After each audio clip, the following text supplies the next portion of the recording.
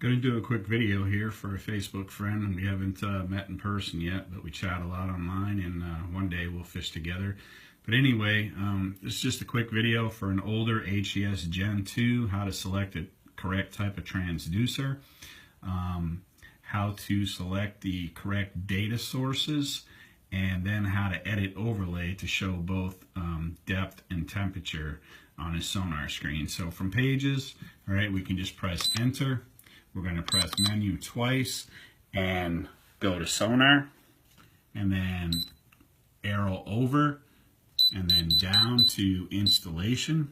Press enter, and we want to specify the transducer type right there from the factory. It's usually unknown, so scroll down, press enter, and you're going to get your list. In this particular case, he has a pod style with a remote temperature probe. So PDRT, WBL, right about in the middle there is what we want to select. So we're going to scroll down right there. The RT again stands for remote temperature probe.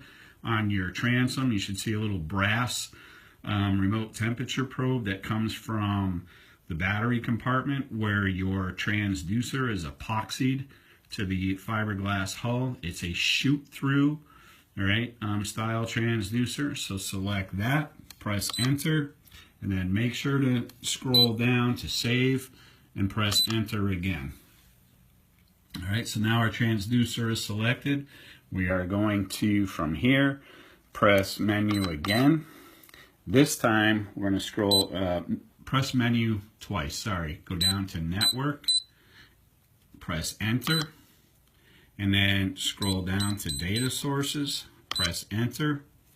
All right, and up here under sonar, we're going to select our data sources. So go to sonar, you can arrow over, and there you can see water temperature is currently set to local versus global. Depth is local, and water distance I'm not even going to worry about. Most people are only concerned with water temperature and depth.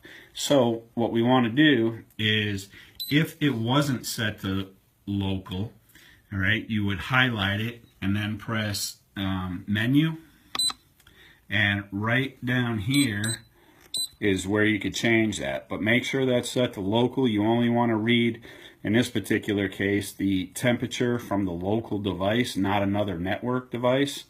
All right, so we can exit out of that and make sure, again, they're local. But when you have water temperature highlighted, press enter, and you can see that you may have one choice, you may have two, depending on how many units, but make sure that you have, in this case, it's an HDS Gen 2 5-inch sonar, this device, make sure it's selected.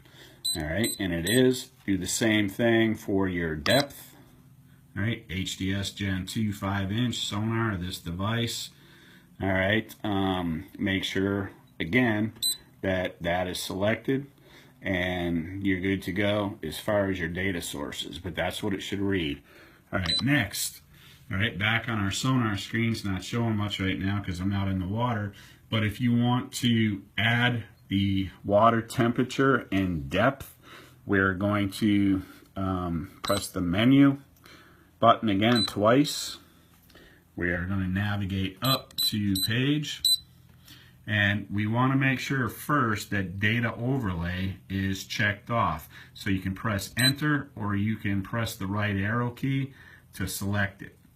All right, next you want to edit the data overlay. This is the data that's going to overlay that particular screen that you're on, and you have to do it for every page, not screen, that you want to see it displayed on. So edit data overlay, press enter, and you can already see that I have the depth and voltage supply in here.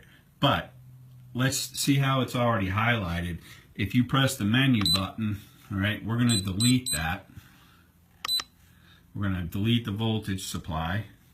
So with that selected, just press menu again, delete it. We're going to start from scratch. Okay, so again, menu, we want to add to our data overlay, so press menu.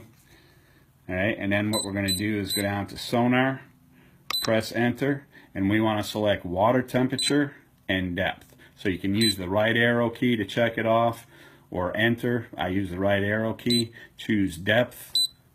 All right, right arrow key, and now you'll see both the water temperature and the depth showing up on this page. All right, just press exit, exit again, and then it says, do you want to save your changes?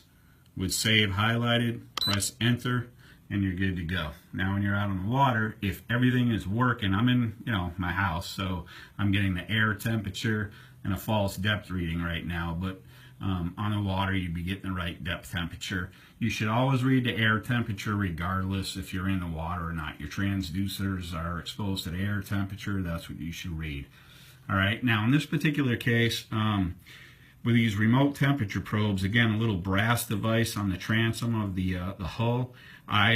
In my case, I have actually had mine fail in the past.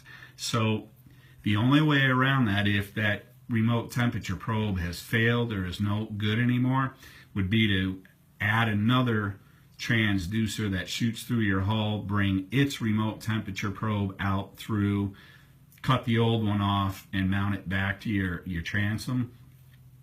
Well, there's one other choice, and Lawrence isn't going to tell you about it, but if you have an LSS2 transducer, which a lot of people do with the older HDS Gen 2s, on your regular transducer connector, the blue connector that goes to the back of your unit, you can look up the pinout, and one of the pins, and don't quote me on, I'm not even going to mention the number because I'll screw somebody up, but on one of those pins it's labeled temperature.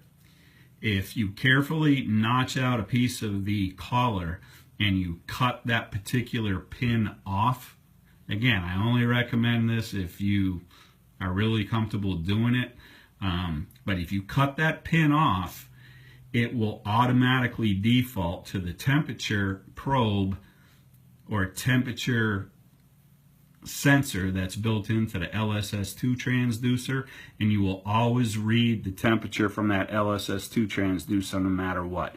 And I had to do this on my old Stratus rather than, go through the trouble of putting in another transducer just for the remote temperature probe. All right, so hope that helps. May help some other people as well. All right.